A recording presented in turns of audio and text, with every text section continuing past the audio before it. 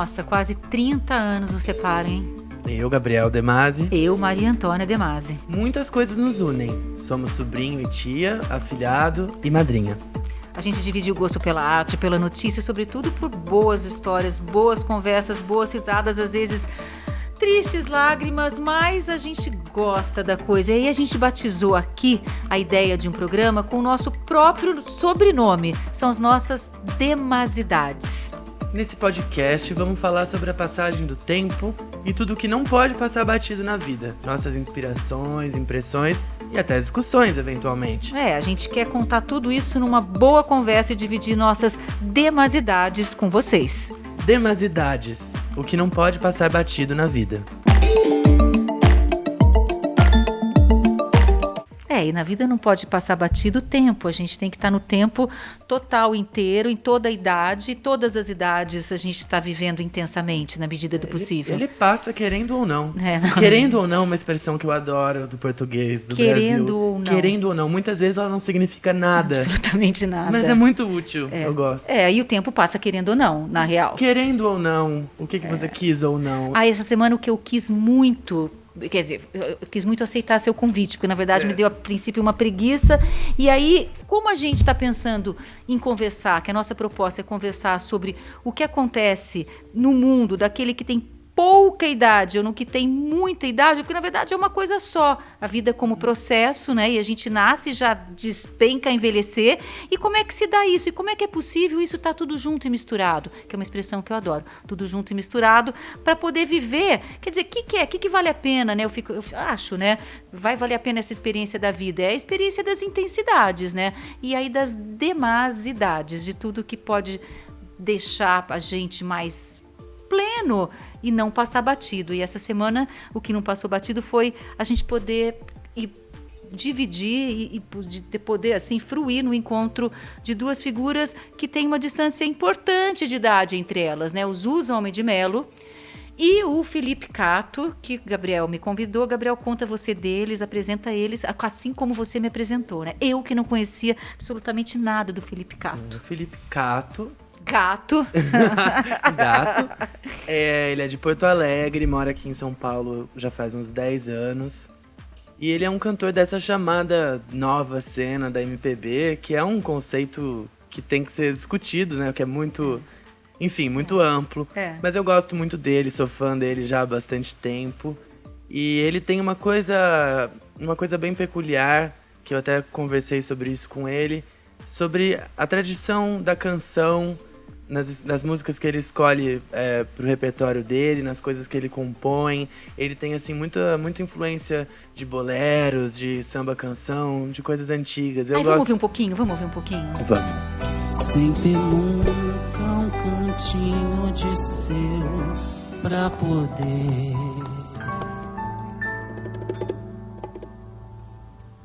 descansar.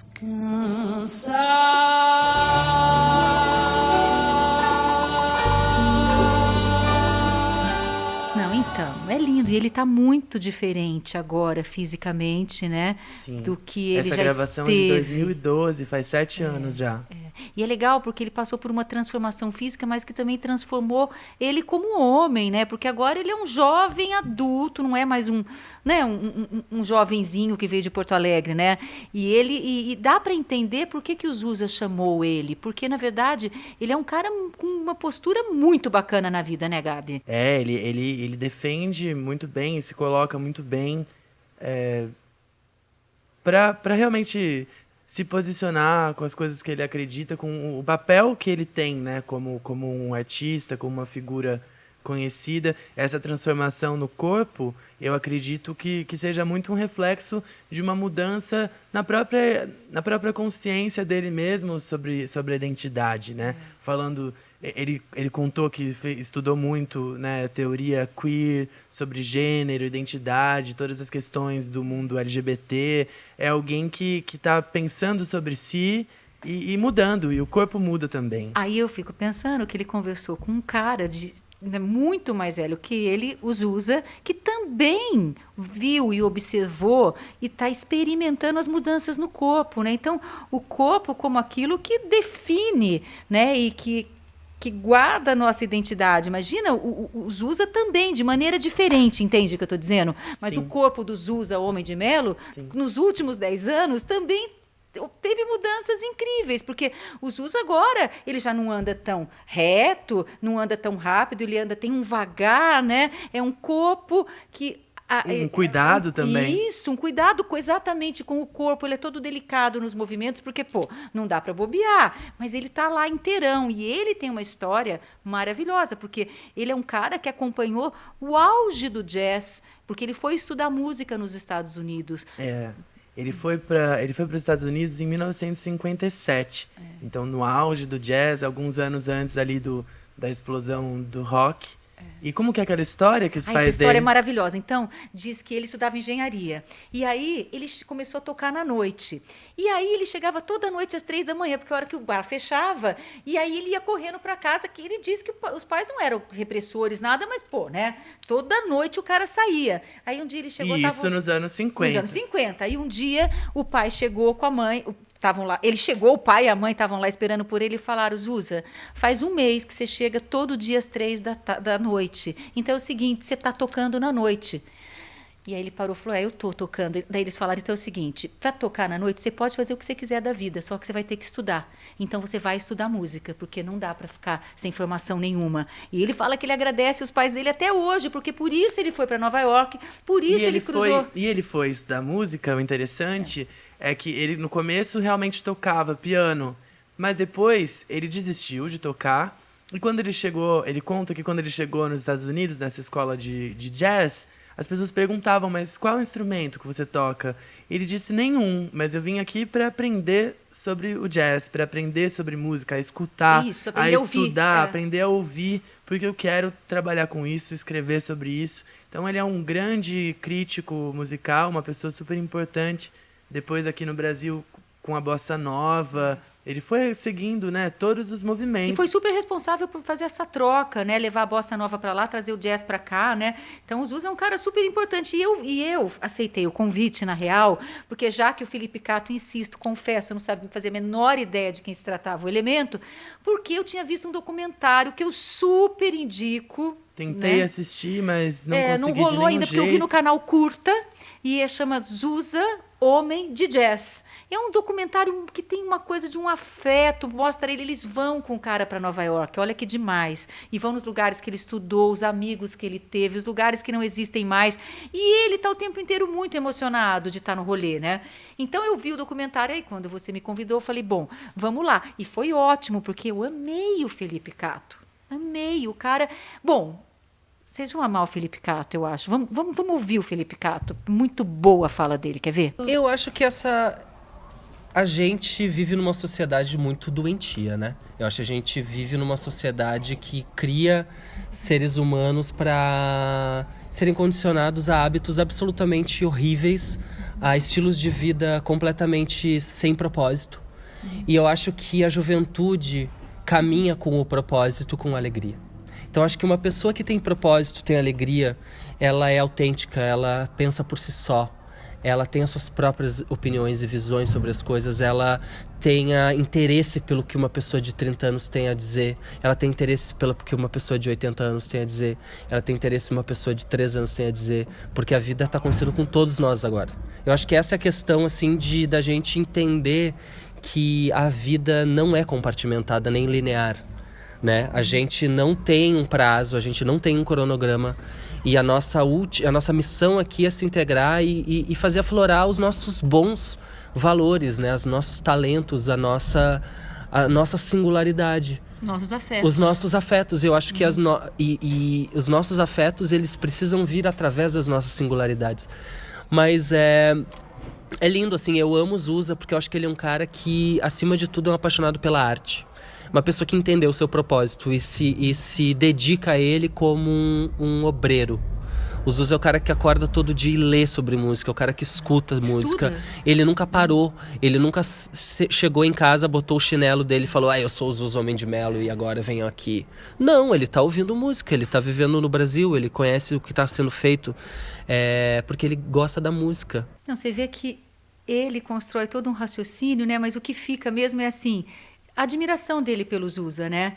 O Zusa é uma referência, o Zusa é um cara que ele vê que tem a coisa do trabalho, e o que o Felipe tem é uma pesquisa super grande, e é o cara do trabalho também, porque a construção de uma carreira, desde os 7 anos o menino, ele canta, né? Então olha como é que foi o tempo para ele, o tempo dele foi o tempo inteiro, o tempo da música, da construção, e da construção de uma cara de que artista ele é, né? Porque hoje ele é um performer também, ele fala que ele é um designer, um cantor, um produtor, e ele diz disso de um tempo onde todo mundo faz tudo, né? E você vê que quando o Zusa começa o programa, quando ele começou a gravar, ele falou assim, olha, aqui é uma mídia que eu nem conheço muito, tudo é novidade para mim. Putz, que legal! Porque o cara tem 85 anos e tá topando fazer uma coisa que ele nem imagina, essas possibilidades que acontecem em função da tecnologia, e ele topa fazer e tá lá com o Felipe, que meio que dá a mão e fala, ai, nossa, é isso. Eu tô Porque parece que independente do formato, né, como a gente vai fazer as coisas, isso vai acontecendo ao longo da vida. As coisas vão surgindo e se você estiver aberto e aceitar, você encara, aprende e faz. Mas eu acho interessante essa ideia que ele fala de propósito, que eu acho que está muito batida, é um grande clichê agora, tipo resiliência, né? São essas palavras meio da empatia, moda. Empatia, né? Que dá um certo... Elas ficam meio sem sentido, ficam meio vazias. Mas eu acho que se a gente pensar em propósito, não no sentido assim de uma meta, de ser muito uma missão focada, uma coisa quase assim, muito quase competitiva, né? Numa lógica meio corporativa. Não é por aí. Eu acho que é propósito no sentido quase, sem ser místico também, mas de destino. Ou seja, o que me toca? O que é a minha coisa, a minha praia? O que me afeta? O que me afeta? O que eu tenho que fazer? É uma coisa que eu sempre penso, assim, a gente tem que conseguir... Tem, não. Mas é legal que a gente tente entender o que a gente gosta e o que a gente faz bem. Né? A gente faz várias coisas. Algumas a gente faz muito bem. E você, né, conversa com as pessoas, vai comparando, contando histórias. É isso. Você sabe que você faz bem e isso aí aparece. Aí você fica confortável e aparece no produto final exatamente e aí, tanto faz, o que o Zusa falou. Exatamente. Tanto faz se é com uma mídia nova, com uma mídia velha, se ele tá cantando Lupicínio Rodrigues, ou Madonna, ou Adele. Não, e tanto faz também pro Zusa, o negócio ele tá querendo falar de música, então tanto faz se ele tá na rádio, se ele tá produzindo festival, se ele tá produzindo livro, o negócio dele é falar de música, é o conforto, é o que você tá falando, né? Ele entendeu, é o que o Felipe falou, entendeu o propósito. Vamos ouvir o Zusa, vamos ouvir o Zusa, que é bem isso que ele fala. Eu não vejo a idade como um problema. As pessoas da minha idade, em geral, estão mais abatidas, têm dificuldades físicas. E eu tive a sorte de poder me manter até hoje em plena atividade, com a cabeça funcionando bem, escrevendo. E eu acho que justamente essa atividade, que é bastante diversificada, foi um dos motivos de eu poder segurar tantos anos, porque eu gosto do que eu faço. Eu não faço isso porque eu pretendo ter uma vida folgada. A vida folgada não me interessa. Me interessa fazer a vida que me dê prazer. E eu vou atrás disso.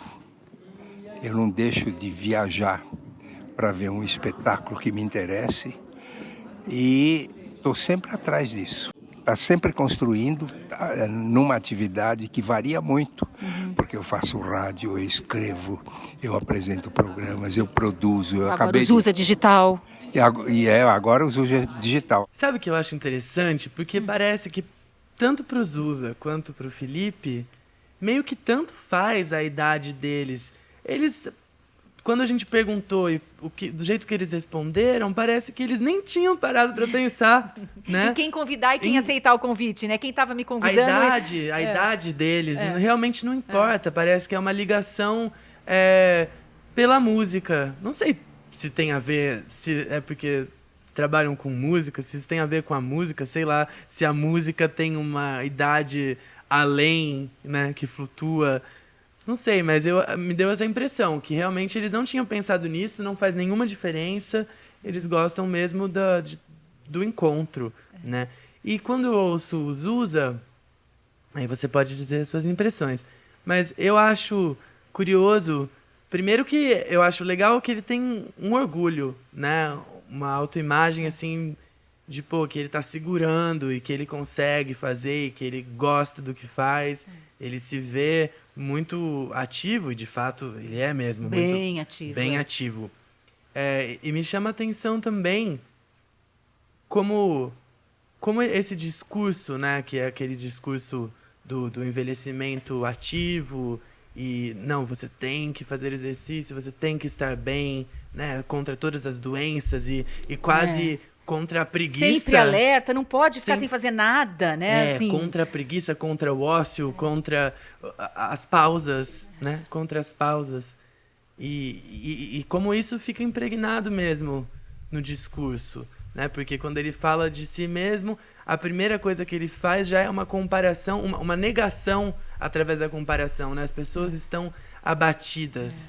E ele é muito mais do que isso. Qualquer pessoa é muito mais do que só se tá abatida ou se não tá. lógico, Né? Então, lógico. por um lado eu penso, pô, realmente isso domina o pensamento. Mas também eu penso, será que não é à toa? Será que é porque realmente, na sensação de ter vivido tanto tempo, é isso mesmo que você sente? Pode ser. Que não seja só uma coisa do discurso impregnado, mas realmente que não é por acaso. Não, é até porque você sente se as mesmo. pessoas mais velhas, assim, né, os 80, 85, tem uma fala mais ou menos igual, significa que é mesmo, né? Você tá aí com essa idade, significa que você ultrapassou várias pequenas barreiras, né? E acho que isso é uma coisa, esse é um assunto hoje muito louco, né? Porque se você pensa que vem todo esse discurso, você pode trabalhar aos 70, 75, a empresa te contratará. Só que é o seguinte, quem disse que eu quero? Isso foi uma preparação para entrar a questão da previdência e falar, olha que coincidência, vocês vão ter que trabalhar mesmo até 128 anos, pô. Mas tudo bem, Né? agora com uma indústria farmacêutica avançadíssima, tem remédio pra tudo. Anti-aging, É. anti-aging. Assim, isso é um absurdo. Aliás, cremes anti-aging, como se você pudesse ir contra a idade. Você tem que ser embalsamado, né? Sim. Como evitar a idade, Sim, né? sim. Põe num Uma redoma, né? Não, igual- sem oxigênio, Não, porque o oxigênio nossa, já, nossa, né? gente. Cada dia o oxigênio vai oxidando. Sabe que uma vez eu pediram para eu fazer um parecer de um artigo sobre uma campanha de uma marca de cosméticos e a pessoa estudava do ponto de vista do marketing, da antropologia e de algumas coisas do campo do envelhecimento, do estudo do envelhecimento, a gerontologia, né? Putz, quando eu comecei a ler o artigo, eu falei, cara, eu não estou acreditando, porque a pessoa nem se tocava que tinha ali uma questão anti-aging que é impossível, que tinha que ser desconstruída de saída. Aí temos olha que desastre. Ah, tanta. Põe uma vinhetinha, Polly, pro desastre. Pronto, essa é a vinhetinha, porque esse é um quadro que a gente fez, que a gente achou que vai ser o máximo. É olha que desastre. Isso. Né? Isso Isso é um desastre. Isso... Cara, isso Mas é um e aí, desastre. como foi seu parecer? Um desastre também, né? Pra pessoa, pra mim, É. foi, pô, ainda bem que passou por mim. Não, com toda modestíssima, acho que imagina, quem sou eu? Mas assim... Deu uma pequena barrada no Deu desastre. barrados no baile do desastre, porque não pode, pô, tanta gente com coisa bacana pra publicar, a pessoa vai publicar uma coisa que não percebe que tem uma coisa equivocada de saída. Mas olha, É. mas pode ficar pior.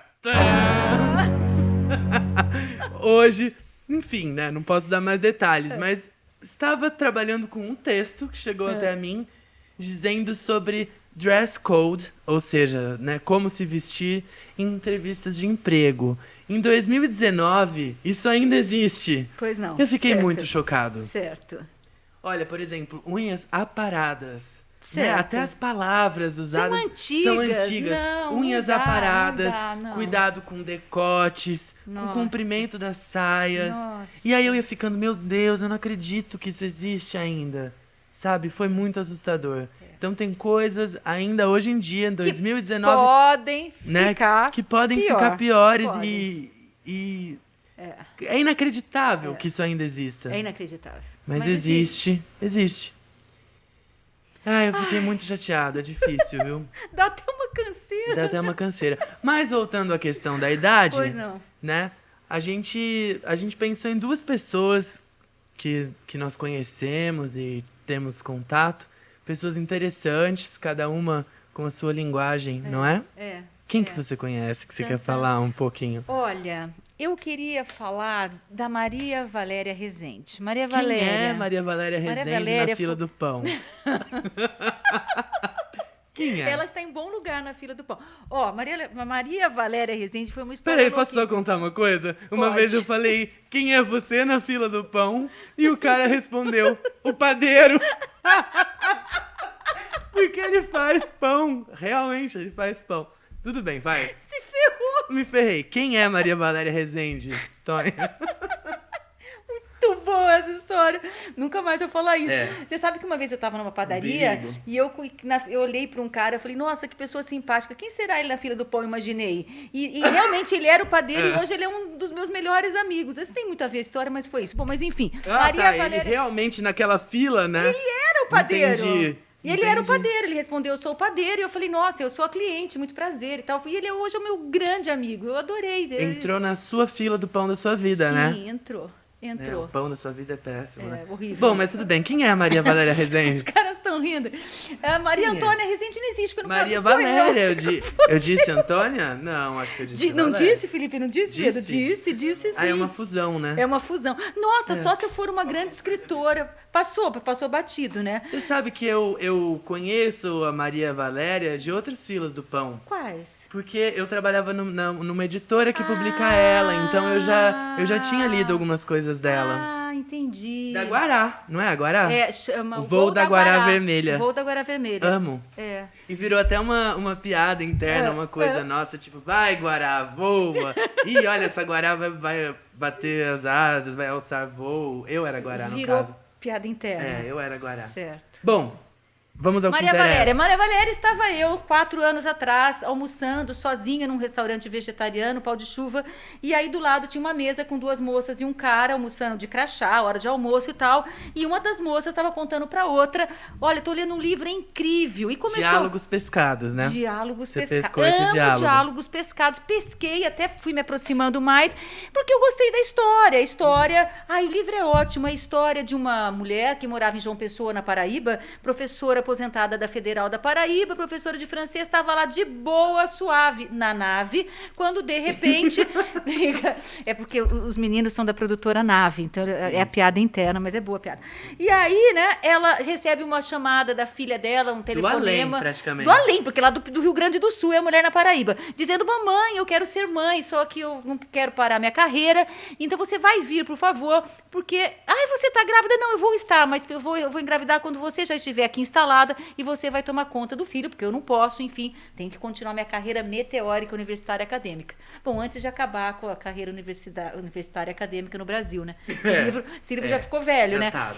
Bom, aí a mulher pira, né? Uma mulher mais ou menos da minha idade, 55 anos. Esse é o 40 dias? Esse é o 40 dias. Mas É. calma, eu vou contar, putz. Ai, desculpa. Saco. Ela guarda, ela já pensa assim, vai guardando as coisas pra A depois gente e tem eu essa questão, estrago. eu tenho uma loja que minhas filhas... Retoma. Não, vou continuar, gente, tá. vou continuar. E aí, o que acontece? Ela pira, mas vai, porque mãe é um saco, porque você pira e vai, fecha parênteses. Ela foi para Porto Alegre. Chegou Fui pra lá. Porto Alegre, tchau. Vou para Porto Alegre, tchau. Vamos pôr essa musiquinha um pouquinho agora? Eu não sei se a gente pode, na verdade, né? Um pouquinho, 8 segundos? 10 segundos. Então 10 Ah, segundos de vai. Cleito e Cledir. Deu pra ti, baixo astral. Vou pra Porto Alegre, tchau. Bem, Vai. voltando. Achei a história incrível e uma contou pra outra. Não, a autora é uma mulher já velha. E olha, ela é freira.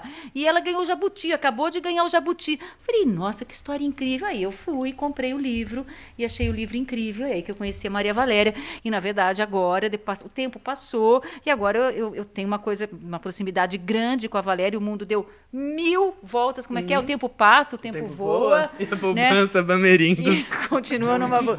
Não existe mais. Praticamente nem poupança existe mais, né? Bameridos não existe, poupança também. Gente, olha, realmente o tempo...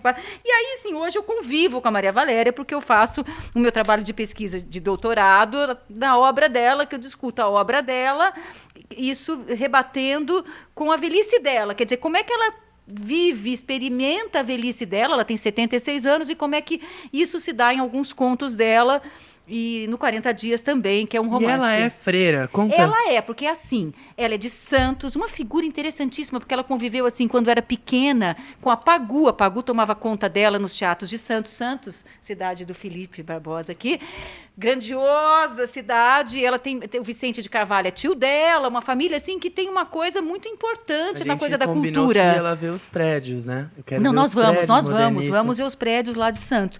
O fato é que ela, quando tinha 19 anos, veio para São Paulo e veio para dar aula numa escola de uma congregação, enfim, se aproximou dessa questão da vida religiosa, e a possibilidade seria, ela gostaria de ser jornalista, repórter internacional, correspondente, e não rolou, então ela achou que sendo missionária ela iria viajar mesmo assim, foi uma opção, e ela abraçou. Viajou o mundo mais de 5 vezes, ela conta. Ela viajou todos os continentes e ela foi alfabetizadora, Paulo Freire, né? Então ela foi uma figura muito importante da resistência na ditadura de 64. Ela é amiga íntima de infância do Frei Beto. Ela acompanhou o Frei Tito quando o Frei Tito estava no pior momento em Paris, um pouco antes de cometer suicídio. Então o Tito, o Beto, ela são amigos assim forever. E hoje eu convivo com a Valéria, e acabou que eu fui para Paraíba e fiquei lá, estudei lá um tempo, e hoje eu tenho uma proximidade, eu posso dizer que a gente desenvolveu um vínculo, e é muito legal conviver com a Valéria, que é muito louca, como todos nós. Como a relação dela com o trabalho, com a escrita? Não, ela escreve sem parar. Gente, ela escreve 2, 3 livros, assim, um atrás do outro. Você chega lá, conta uma história, ela pergunta, posso anotar, posso usar? Não fiquei sabendo de tal coisa, vamos em tal lugar. É assim, a mil pelo Brasil, não tem parada. Ela viaja para fazer uma grana, então ela viaja e dá palestra, e viaja, vai para Flip, qualquer feira, qualquer festa literária que a convidem, ela aceita. É uma pessoa muito potente, uma mulher muito criativa e uma mulher bastante complexa. E ela fez uma coisa ultimamente maravilhosa, que é o tal do mulherio das letras. Ela arregimentou mais de 2.000 mulheres na Paraíba há 2 anos, mulheres escritoras invisíveis, porque o mundo editorial é masculino, o mundo editorial é totalmente conservador, e ela entrou arrombando, liderando, e hoje ela fala, eu gosto de ser fermento. Eu fui fermento na alfabetização. Fermento na massa. Fermento na massa, ela usa essa imagem. Eu não posso aparecer muito, ela é uma sagitariana. Oh, jura? Ela também é sagitariana? Yes.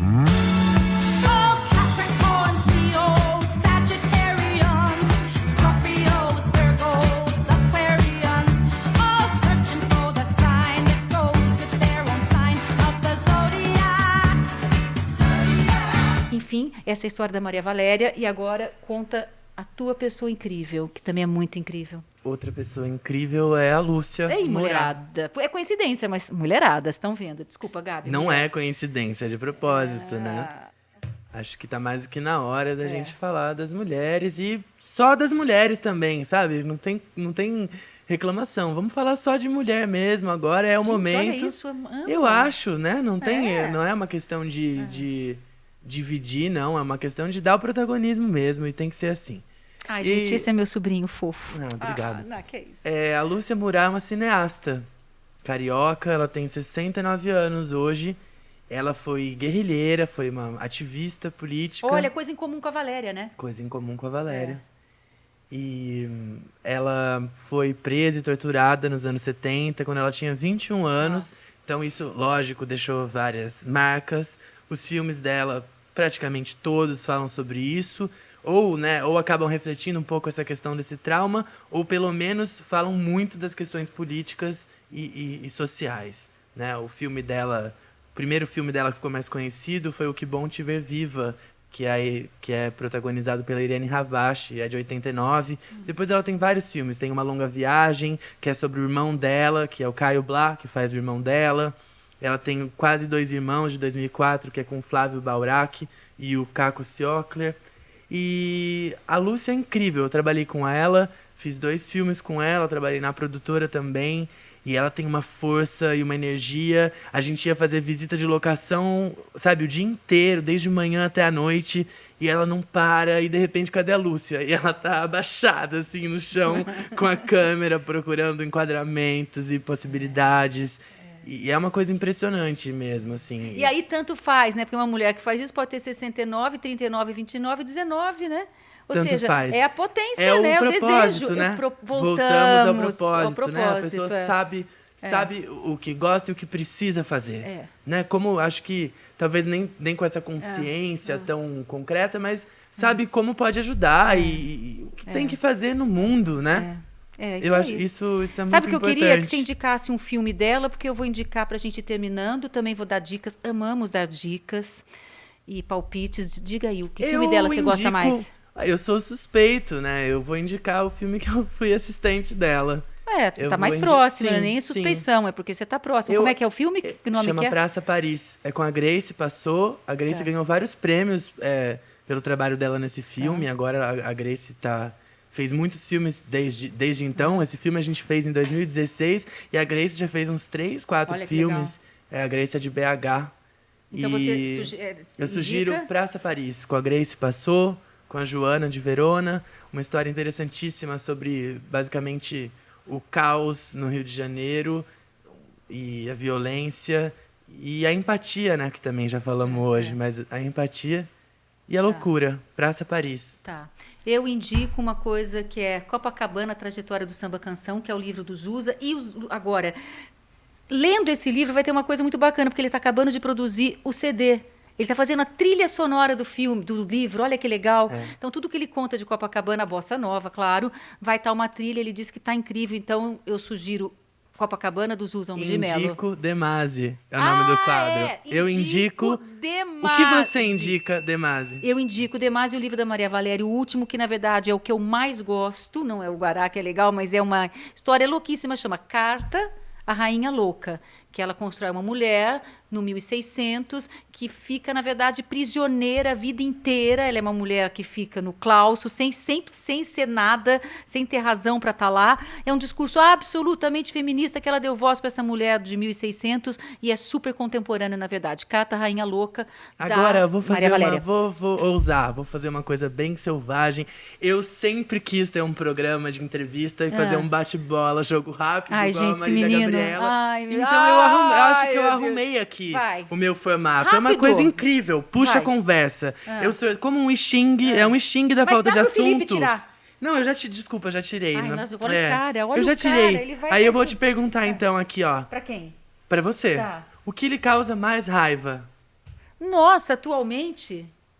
Como você quiser. Atualmente, o que me causa mais raiva é você tentar conversar com uma pessoa e essa pessoa, como aconteceu comigo hoje de manhã, que eu ia contar para vocês e falei, não, espera que eu vou contar no programa. Tá Arrumei um vendo? jeito Puxa de a contar. conversa, é Puxa incrível. mesmo, puxa a conversa. Gente, eu fui conversar com uma senhora que estava do meu lado, eu estava lendo jornal, ela falou, nossa, você lê jornal assim, eu leio jornal de outro jeito, porque eu leio meio... Ai, não, Ai, ela meu Deus. ela queria me ensinar como ler jornal, né? E aí eu falei, eu leio de qualquer jeito, em pé, sentada, andando. Aí começamos a conversar e ela falou assim, que tá difícil. Eu falei, então, pois é, tá, mas acontece que assim, ó, e mostrei a capa, que era a Amazônia ardendo. Falei, o que a senhora acha disso? Não, olha, eu não quero conversar com isso, porque assim, não dá, o PT não dá. Gente, o PT não dá, eu mostrando a Amazônia ardendo. Eu falei, minha senhora, deixa eu explicar, assim, tudo bem, não me importa Ninguém se o PT falou, dá ou não. não dá. Deixa eu só explicar para a senhora, assim, eu estou falando disso. Eu estou convidando a senhora a refletir sobre o voto que a senhora fez, porque eu estou entendendo que a senhora votou no Bolsonaro. Ela falou, votei mesmo. Falei, então tá tudo certo, mas vamos refletir. Então, na verdade, acho que essa é O uma que lhe conversa. causa mais raiva? É essa impossibilidade, essa negativa, que é isso que faz as pessoas serem e estarem velhas no sentido, desse sentido. Outra pessoa velha... É uma cegueira da ignorância. É o irredutível. Um bloqueio é aquilo, automático. Isso, é aquilo que não sai do lugar e tem uma certa... Fica até feliz e fica orgulhoso de não sair do lugar. Esta pessoa vai minguar, porque assim... É o mundo está ardendo de informação, de fatos, e a pessoa... Não, detesto o PT, não dá. Gente, It, Hello. Então, essa é a história sobre porque aí não briguei com a mulher. Puxa um aqui pra mim, por Outra? favor. Tá indo Uma muito pra longe. Mim. Não, uma pra mim agora. Ah, tá. Sem citar um familiar, nossa, qual a pessoa mais santa que você já conheceu? Ai, Gabi, que santa. Gente, a gente vai encerrar e a gente vai fazer uma pesquisa e uma edição dessas cartas, porque não dá. Olha, santa, eu não sei, né? Não vai curto rápido. muito esse conceito, mas eu lembrei da Zeza. Zezinha trabalhou em casa, né? Na sua casa. Por, sei lá, 40 anos. Cuidou de você, da minha mãe, de mim. Já me salvou várias vezes. Uma vez eu engasguei, vocês me levaram correndo pro hospital.